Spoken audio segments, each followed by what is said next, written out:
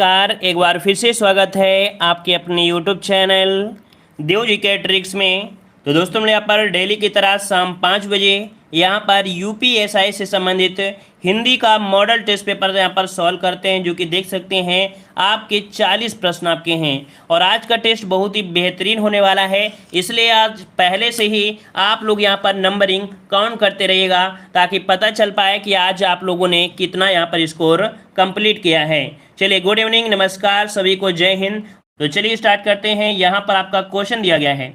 चलिए, क्वेश्चन दिया है उपसर्ग वह शब्दांश है जो, तो बताइएगा कि उपसर्ग क्या होते हैं। देखो, सबसे पहले उपसर्ग क्या होते हैं, शब्दांश होते हैं, है ना। और यहाँ पर जो आपका जवाब बनेगा कि ऑप्शन सी किसी शब्द के आगे जुड़ता है। क्या?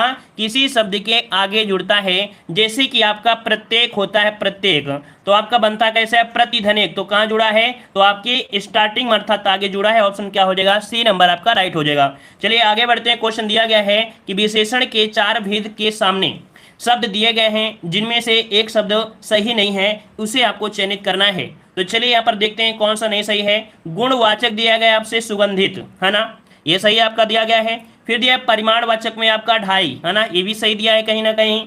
संख्यावाची में कह रहा है कोई, है ना, और सर्वनामिक में कोई, तो ये तो सही है, ये भी सही है, ये भी सही है। लेकिन संख्यावाचक में ये आपका अनिश्चय में आता है, मतलब आपका सी नंबर ये आपका कैसा है, ये चयनित आपका यहाँ पर नहीं है। ठीक है, ऑप्शन सी हो जाएगा।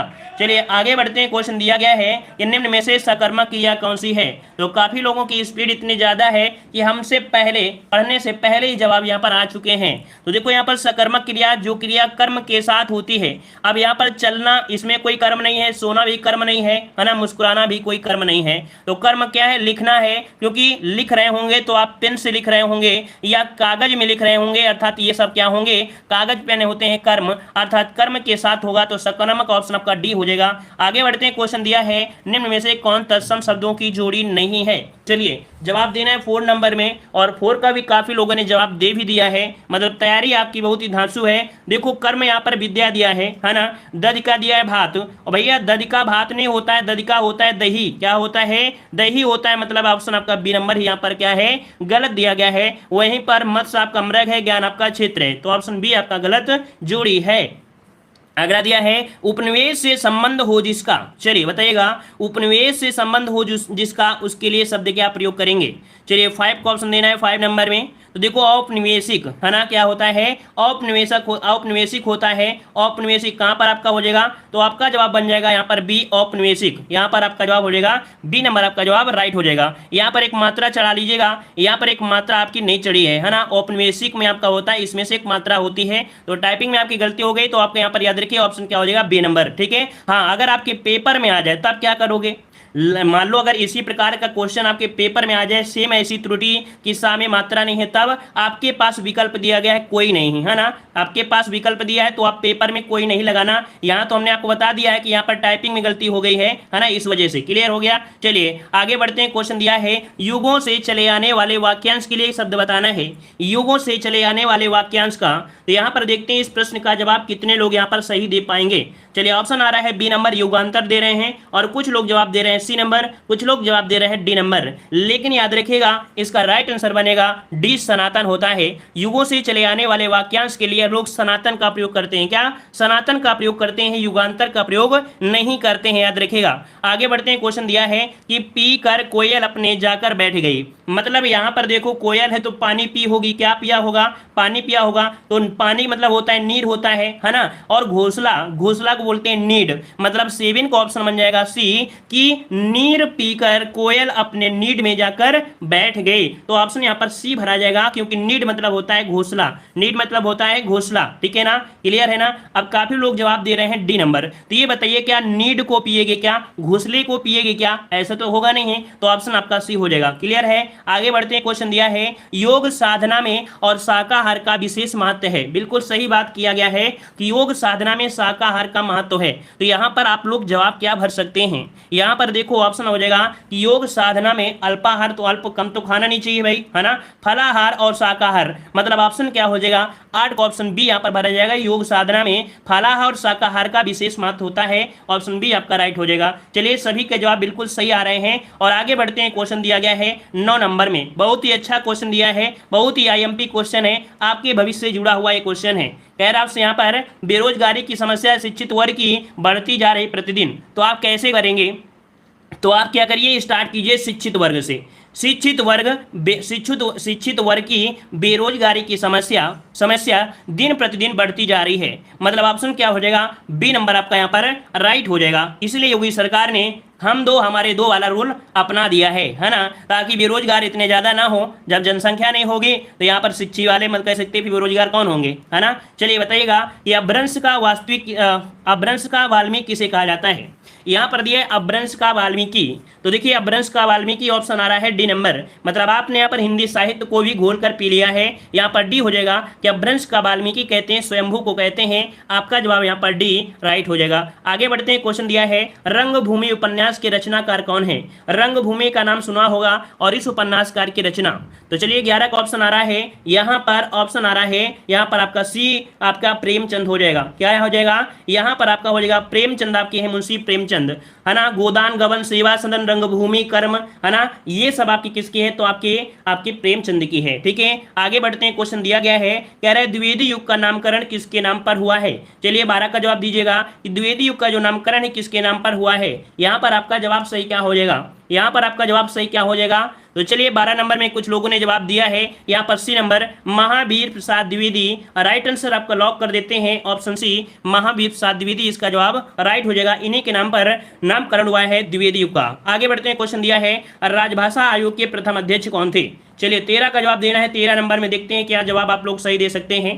तो देखिए 13 का ऑप्शन आ रहा है यहाँ पर बी नंबर और ऑप्शन सी नंबर और ऑप्शन ए नंबर। शायद जिन लोगों ने ए नंबर लगाया है उन लोगों ने ध्यान नहीं दिया है। बीजी तिलक तो आपको हमेशा नहीं मिलेगा, बीजी खेर होता है, तो तिलक का प्रयोग नहीं करना चाहिए था। मतलब जामना ने थोड़ा सा घुमाने का प्रयास किया है। यहाँ पर बीजी को हम बोलते हैं बाल गंगाधर खेर, तो इसका राइट आंसर आपका बनेगा सी। 1955 में बाल गंगाधर खेर यहाँ पर प्रथम राजभाषा आयोग के क्या थे, अध्यक्ष थे। आगे बढ़ते हैं। क्वेश्चन दिया है कि 11वां विश्व हिंदी सम्मेलन 2018 हुआ था। देखो ये 11वां बोला गया है, ये भी आपको याद रखना है, मतलब आपका जवाब हो जाएगा बी, आपके मॉरिशस में हुआ था। अब ये बताइएगा कि जो आपका 12वां हुआ है वो आपका 2021 में हुआ है। कब हुआ है, 2021 में हुआ 12वां नंबर का। तो ये बताइए 12वां विश्व हिंदी सम्मेलन जो हुआ है कहाँ पर हुआ है, ये आपको बताना है। चलिए बताइएगा जल्दी से कि 12वां विश्व हिंदी सम्मेलन जो 2021 में हुआ है वो कहाँ पर हुआ है। तो कुछ लोग जवाब दे रहे हैं कि आपके एमपी के देवास में, है ना, एमपी के देवास में। तो ऑप्शन क्या हो जाएगा, यहाँ पर आपका जो पूछा गया था तो बी हो गया। आगे बढ़ते हैं। क्वेश्चन दिया है कि किस छंद का प्रथम व अंतिम शब्द एक साथ होता है। बताइएगा ऐसा कौन सा छंद है जिसका प्रथम व अंतिम आपका शब्द एक जैसा होता है। तो आपने पढ़ा होगा कुंडलियां, क्या पढ़ा है आपने, कुंडलियां पढ़ा है, मतलब आपका जवाब हो जाए कौन सा, ए नंबर। यहाँ पर आपकी कुंडलियां होता है जो कि आपके 6 चरणों वाली होती हैं और पहला वर्ण और आपका आखिरी वर्ण आपके क्या होते हैं, सेम होते हैं। ठीक है ना। अब यहाँ पर दिया गया है कौन सा, यहाँ पर गद्यांश, और इस गद्यांश को पूरा पढ़ना है क्योंकि ये जीके से रिलेटेड है, यहाँ से क्वेश्चन जीके से बनता है। ठीक है, तो इसको पूरा आपको यहाँ पर पढ़ना है गद्यांश। 1 मिनट का समय लगेगा, ज्ञान आपको पूरा मिलेगा। कह रहा है लंदन शहर टेम्स नदी के किनारे बसा हुआ है जिसका पाट चौड़ा है और पानी गहरा है। समुद्र तट के निकट होने और टेम्स नदी में काफी पानी होने के कारण लंदन एक विशाल बंदरगाह भी है। वहां रोज सैकड़ों जहाज आते जाते हैं और दूर से देखने पर टेम्स नदी के ऊपर मस्तलों का जंगल मालूम होता है। यहाँ से पृथ्वी की सभी दिशाओं को माल जाता है और वहां आता है। लंदन और इंग्लिस्तान की भोजन सामग्री बहुत भाग ही इसी बंदरगाह पर पहुंचता है। यदि एक सप्ताह के लिए जहाजों का आना जाना बंद हो जाए तो इस देश में त्राही त्राही मच जाएगा। इसलिए ब्रिटिश साम्राज्य ने अपनी नाविक शक्ति इतनी प्रबल कर दी है कि उससे दुनिया में कोई राष्ट्रीय शक्ति समुद्र में टक्कर नहीं ले सकती है। ये आपके जीके से रिलेटेड था और इसके पहले भी इसको हमने यहाँ पर सॉल्व करा दिया है ना, इसको पहले भी यहाँ पर सॉल्व करा दिया है। तो चलिए देखते हैं इसके क्वेश्चन कैसे आपके पूछे गए हैं। तो दिया गया है कि ब्रिटिश साम्राज्य ने अपनी नाविक शक्ति क्यों इतनी प्रबल बना दी। तो भैया क्यों बना दिया, तो भैया यहाँ से क्या हो जाएगा, कोई इसके जहाजों का आना जाना रोक ना सके, तो यहाँ पर ऑप्शन क्या हो जाएगा, सी नंबर आपका जवाब राइट हो जाएगा। अगला क्वेश्चन दिया है मस्तूलों का जंगल कहने से लेखक का मतलब क्या है। यहाँ पर लेखक ने मस्तूलों का यहाँ पर दिया है, मतलब यहाँ पर आपका जवाब हो जाएगा असंख्य मस्तूल है ना। यहाँ पर जंगल मतलब क्या होता है, बहुत ज्यादा आपके होंगे, क्या होंगे, बहुत ज्यादा होंगे, इसका मतलब आपका जवाब हो जाएगा बी नंबर। यहाँ जंगल का मतलब कोई आकर्षक से नहीं है, ठीक है। अगला क्वेश्चन दिया है कि त्राहि त्राहि मच जाने का क्या अर्थ आपका है। देखो अभी शब्द दिया था त्राहि त्राहि, तो क्या हो जाएगा, मतलब यहाँ पर देखा जाए त्राहि त्राहि का हो जाएगा हाहाकार मच जाना, ऑप्शन क्या हो जाएगा, डी नंबर। अगला क्वेश्चन दिया है टक्कर लेने का अर्थ क्या होता है। टक्कर लेने का मतलब क्या होता है, तो यहाँ पर आपका हो जाएगा कौन सा, मुकाबला करना, क्या उसके मुकाबला कोई नहीं है, यहाँ पर आपका बी हो जाएगा, क्या हो जाएगा, बी नंबर। अगला क्वेश्चन दिया है लंदन बंदरगाह कहाँ पर स्थित है। लंदन बंदरगाह कहाँ पर है, तो आपका जवाब क्या बन जाएगा 20 नंबर में, तो आपका जवाब हो जाएगा कौन से, तो आपका दिया समुद्र तट पर है, फिर दिया है काफी गहरे पानी पर है, नदी के तट पर, तो लंदन बंदरगाह है ये आपकी टेम्स नदी के किनारे एक नदी के तट पर है ना, नदी के तट पर है, ऑप्शन आपका सी हो जाएगा। तो ये आपका जीके से भी क्वेश्चन थे। अब यहाँ पर क्वेश्चन आपके आ गए हैं, मतलब आपने गद्यांश को भी धीरे धीरे सॉल्व करना सीख लिया है, क्योंकि पीटी एग्जाम में एक गद्यांश आपको देखने को मिलेगा, इस कारण से पीटी को भी यहाँ पर गद्यांश हम लोग डेली डेली सॉल्व करा देते हैं। यहाँ पर दिया गया है निम्न में से कौन सा पश्च स्वर आपका है। पश्च स्वर क्या होता है, आपकी जो जीभ है ये लंबी जीभ कर देते हैं लड़कियों वाली, यहाँ पर कह सकते हैं कि इसमें से जीभ के आधार पर 3 होते हैं, अग्र स्वर होते हैं, मध्य स्वर होते हैं और आपका पश्च स्वर होते हैं। तो यहाँ पर बताइएगा कह रहे पश्च स्वर आपका कौन सा है 21 नंबर में, तो यहाँ पर आपका जवाब हो जाए कौन सा, यहाँ पर जो ये आपका आ है, क्या यहाँ पर जो आपका आ है यहाँ पर ऑप्शन बनेगा ए नंबर, क्योंकि स्वर पूछा गया है और काफी लोग जवाब दे रहे हैं डी, तो भैया डी कैसे होगा, ढा दिया है ना, तो डी नहीं होगा, यहाँ पर ए नंबर आपका होगा, ठीक है। मध्य स्वर जो होता है वो आपका छोटा आ होता है, ठीक है। चलिए आगे बढ़ते हैं। क्वेश्चन दिया है कि बाण नहीं पहुंचते शरीर तक, शत्रु गिरे पहले भू पर, में अलंकार आपको बताना है।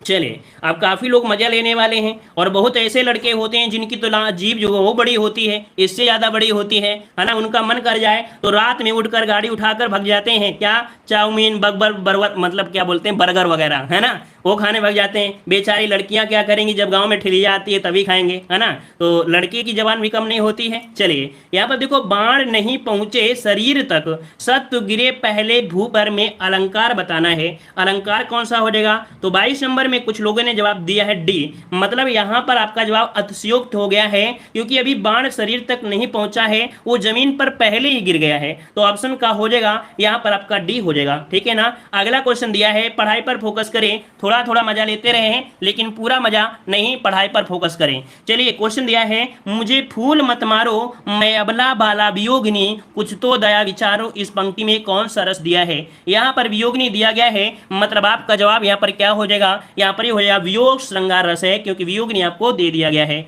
चलिए आगे बढ़ते हैं। क्वेश्चन दिया है निम्न में से किसे रसराज कहा जाता है। चलिए जवाब दीजिएगा किसे रसराज कहते हैं। वीडियो पसंद आए तो वीडियो को लाइक जरूर करिएगा, शेयर भी करिए, सपोर्ट भी करिए, ठीक है ना। पसंद आता है तो वीडियो को लाइक जरूर करें। चलिए यार आप बताइएगा रसराज किसे कहा जाता है, रसराज। तो 24 नंबर में आपका जवाब आ रहा है, यहाँ पर ऑप्शन आ रहा है ए नंबर, श्रृंगार रस को रसराज कहा जाता है। याद रखिए श्रृंगार रस को रसराज की संज्ञा दी गई है, ऑप्शन यहाँ पर आपका ए राइट हो जाएगा। आगे बढ़ते हैं। क्वेश्चन दिया है मछली के समान आंख वाली को क्या कहते हैं। जो मछली के समान आंख वाली होती है उसे क्या कहा जाता है। चलिए यहाँ पर चकोर तो आपका होगा नहीं, मीनाक्षी दिया गया है, मतलब आपने यहाँ पर जो चुना है 25 में ऑप्शन चुना है सी, आपका जवाब बिल्कुल सही हो जाएगा मीनाक्षी। अगला दिया है सकल और आपका यहाँ पर सकल, ये बताइए इनका अर्थ क्या होता है, क्या इनको आप कहने वाले हैं। तो देखिए यहाँ पर दिया है सकल मतलब संपूर्ण, और ये सकल मतलब आपका क्या हो जाएगा, अंश हो जाएगा, मतलब आपका जवाब यहाँ पर सी नंबर राइट हो जाएगा। क्लियर है। आगे बढ़ते हैं। क्वेश्चन दिया है निम्न में से शुद्ध रूप इनमें से कौन सा है। शुद्ध रूप दिया है प्रतिस्पर्धा, और प्रतिस्पर्धा में देखा जाए तो सभी लोग यहाँ पर भाग लेते हैं। यहाँ पर 27 नंबर में लॉक करिए आपका सही आंसर। कुछ लोगों ने जवाब बी दिया है, लेकिन कुछ लोगों ने जवाब यहाँ पर सी भी दिया है। राइट आंसर आपका हो जाएगा प्रतिस्पर्धा, इस प्रकार से लिखा जाता है, और जिसका भी जवाब बी आ रहा है उसका जवाब यहाँ पर राइट हो जाएगा। आगे बढ़ते हैं। क्वेश्चन दिया है उन्मेष किस प्रकार का शब्द है। यहाँ पर देखो उन्मेख दिया है, ना कि उन्मेष दिया है ना। और खा शब्द आपका आया है, मतलब आपका जवाब क्या हो जाएगा, ये आपका है तद्भव। क्या है, तद्भव है। 28 का ऑप्शन जो बनेगा वो आपका ए हो जाएगा, क्योंकि इसका होता है उन्मेष होता है जो तत्सम बनता है। क्लियर हो गया है। चलिए आगे बढ़ते हैं। कूप मंडूक होना का अर्थ क्या होता है।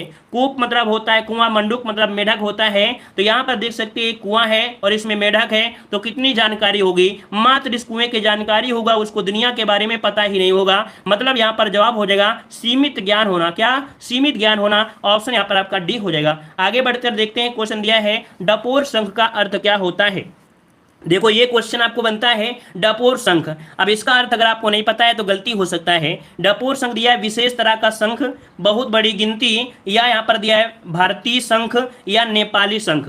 तो डपोर शंख का मतलब क्या होता है, यहाँ पर जवाब दीजिएगा। सही जवाब इनमें से क्या हो जाएगा। चलिए पहली बार शायद पढ़ रहे हैं। डपोर शंख का अर्थ क्या होता है, मेधावी का पर्यायवाची क्या है, क्या, विद्वान बनेगा, विद्वान। ठीक है ना। चलिए यहाँ पर जवाब दीजिए कौन सा हो जाएगा। कह रहे ग्राह का शब्द का विलोम बताना है। यहाँ पर जवाब दीजिएगा, सही जवाब क्या हो जाएगा। चलिए यहाँ पर जवाब देना है, सही जवाब इनमें से कौन सा हो जाएगा। चलिए यहाँ पर जवाब देना है, सही जवाब इनमें से कौन सा हो जाएगा। चलिए ग्राहक कह रहे हैं विलोम नहीं है, माफ करिए यहाँ पर नहीं शब्द आपको दिया है ना। क्या दिया है, नहीं दिया है। मतलब यहाँ पर 31 वाले में देखा जाए, 32 वाले में देखा जाए तो कुछ लोग जवाब दे रहे हैं सी। देखो यहाँ पर आग्रह और आपका आज्य, मतलब यहाँ पर जो आपका जवाब होगा वो आपका सी नंबर, दोनों ही यहाँ पर क्या है, सही आपके दिए हैं। कुछ लोगों को यहाँ पर हमने क्वेश्चन नहीं दिखाया है 33 वाला, लेकिन बहुत लोग पहले से आंसर देकर बैठ गए हैं। मतलब यहाँ पर देखा जाए कौन सा बनेगा। चलिए यहाँ पर देखना है सही जवाब इनमें से कौन सा हो जाएगा। क्वेश्चन नंबर 30 में किसी को डाउट भी है और क्वेश्चन नंबर आपका 31। तो चलिए यहाँ पर अभी यहाँ पर क्लास के बाद में देखते हैं, है ना। तो चलिए यहाँ पर देख लेते हैं। तब तक यहाँ पर क्वेश्चन दिया गया है अवर का विलोम शब्द क्या होता है। अवर का विलोम शब्द इनमें से बताइए। 32 नंबर में सही क्या हो जाएगा, सॉरी 33 नंबर, अवर का विलोम। 33 में कुछ लोग जवाब दे रहे हैं, यहाँ पर आपका बी, अवर का होता है प्रवर, है ना। यहाँ पर ऑप्शन क्या हो जाएगा, प्रवर इस प्रकार से लिखा जाएगा। यहाँ पर प्रवर इस प्रकार से आपका हो जाएगा बी नंबर। ठीक है। अगला क्वेश्चन दिया है अनेकार्थी शब्द अब्ज के गलत विकल्प का चयन करना है। यहाँ पर देखो दिया है अनेकार्थी शब्द अब्ज के गलत विकल्प आपको दिया है, आपसे पूछा गया है ना।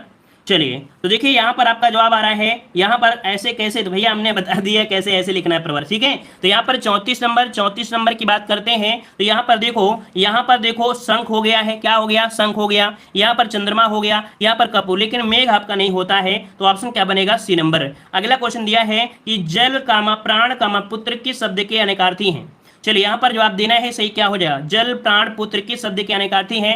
35 का ऑप्शन जो बनेगा वो आपका सही जवाब क्या हो जाएगा। तो यहाँ पर देखो जीवन होता है, क्या, जल है तो जीवन है, प्राण है तो जीवन है, पुत्र भी क्या है। तो यहाँ पर जवाब हो जाएगा डी। इसके पहले भी इस क्वेश्चन को हमने यहाँ पर सॉल्व करा दिया है। ठीक है। चलिए आगे बढ़ते हैं। क्वेश्चन दिया है तिरंगा में कौन सा समास है। आपके सामने दिया गया है तिरंगा, और तिरंगा में पूछा है समास क्या है, द्वंद्व समास है, द्विग समास है, अव्ययी भाव समास है, या तत्पुरुष समास है। तो आपके सामने बिल्कुल साफ दे दिया है, क्योंकि बहुरी समास तो दिया नहीं गया है। मतलब ऑप्शन क्या हो जाएगा, बी। यहाँ पर आपका द्विग समास हो जाएगा, 3 रंगों वाला यहाँ पर द्विग समास। मान लो कभी ऑप्शन में आपका द्विग समास ना हो, तब आपको बहुरी समास लगाना है, क्योंकि जब भी तिरंगे का नाम लिया जाता है तो आपके मन में एक छवि आती है, क्या, आपकी तिरंगे की छवि आपके मन में आता है, अर्थात एक विशेष प्रकार का यहाँ पर आपका एक प्रकार से अर्थ आ जाता है। तिरंगा 3 रंगों का होता है, ये तो द्विग में होगा, लेकिन हम विशेष अर्थ निकालते हैं कौन सी स्थिति में, जब ये आपका नहीं होता है, तब हम लोग बहुबरी समास पे पहुंच जाते हैं। अगला दिया गया है कि ई प्लस बड़ा आ बराबर या की संधि में इस प्रकार का परिवर्तन है। तो चलिए 37 नंबर में दिया गया है। तो देखो ये जो आपका या आता है किसमें आता है, तो कुछ लोग जवाब दे भी रहे हैं यहाँ पर आपका यण संधि। तो बिल्कुल जवाब सही है। ये बनेगा क्या, जैसे आपका होता है इत धन आदि इत्यादि, है ना। जैसे आपका इत्यादि होता है उसके साथ आधा शब्द होता है, तो हमेशा यण संधि होती है। ऑप्शन बन जाएगा आपका सी नंबर। अगला है भरोसे शब्द में कौन सा रूप है। भरोसे में जो शब्द का रूप है वो कैसा आपका रूप है। तो देखिए यहाँ पर भरोसे में यहाँ पर विशेषण दिया है, क्रिया विशेषण दिया है, लेकिन यहाँ पर एक संबंध को भी दर्शा रहा है। यहाँ पर ऑप्शन जो होगा वो आपका संबंध बोधक में आपका आ जाएगा, ऑप्शन सी बन जाएगा। नेक्स्ट क्वेश्चन दिया है निम्न में से वर्तमान काल का उदाहरण इनमें से कौन सा है। चलिए यहाँ पर बताना है सही जवाब इनमें से क्या हो जाएगा। कह रहा है वर्तमान काल का उदाहरण कौन सा हो जाएगा। चलिए, तो कुछ लोगों ने जवाब दिया वर्तमान में देखो था शब्द तो आपका यूज नहीं होगा, है ना। यहाँ पर देखो ये गया है तो आपका कह सकते ये भी नहीं होगा, मतलब यहाँ पर था शब्द ये भी नहीं है, तो आपको हो जाएगा वह जाता है, क्या वह जाता है, तो ऑप्शन क्या हो जाएगा यहाँ पर आपका सी हो जाएगा, क्या सी आपका जवाब यहाँ पर आपका हो जाएगा। हाँ, अगला क्वेश्चन दिया गया है साधु का स्त्रीलिंग शब्द क्या होता है, साधु का स्त्रीलिंग क्या होता है 40 नंबर में, तो 40 में यहाँ पर साधु का होता है साध्वी, क्या साधु का होता है साध्वी होता है, मतलब आपका जवाब जो बनेगा वो आपका कौन सा बन जाएगा, यहाँ पर आपका बी राइट हो जाएगा, है ना। तो चलिए यहाँ पर आपका हो गया।